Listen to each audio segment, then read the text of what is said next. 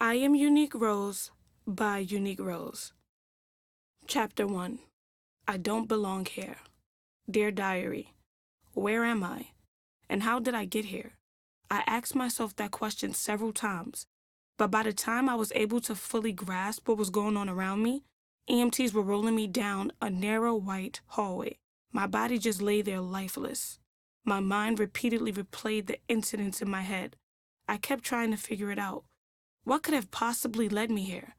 Hours passed by, but still, I had no answers. Nothing was logical.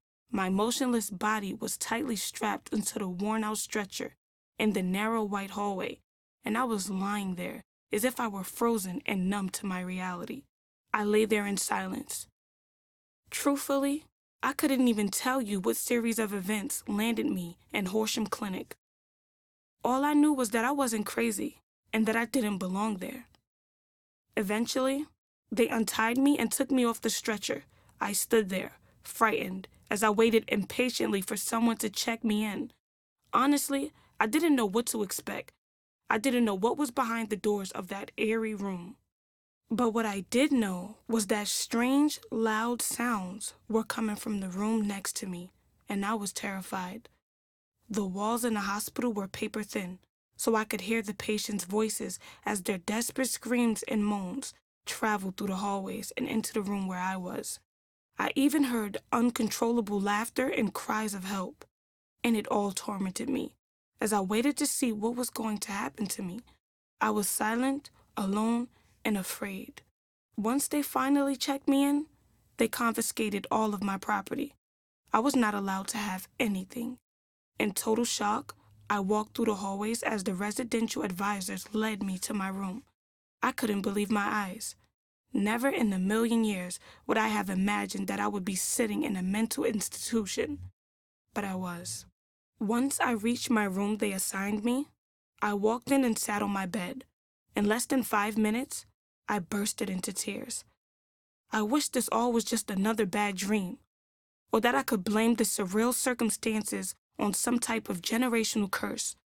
But this was all my fault. I had gone through so much in my life. I had made so many bad choices in my constant chase for the unknown. I had disregarded my feelings and beliefs, and in the end, I had tested my faith until its limits. Despite all of that, I was still absolutely positive that the Horsham Clinic, a behavioral and psychiatric health facility, was not the place for me. The lights in the room flickered on and off all night, which made it extremely hard to get any sleep. Not to mention that the residential advisor did rounds every 20 minutes. Around midnight, the hospital was dead silent.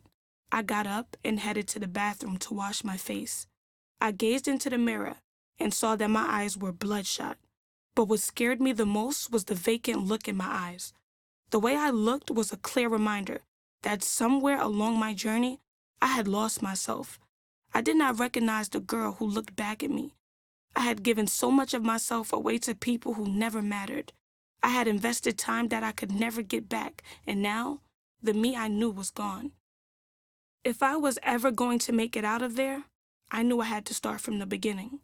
Sincerely, Unique Rose.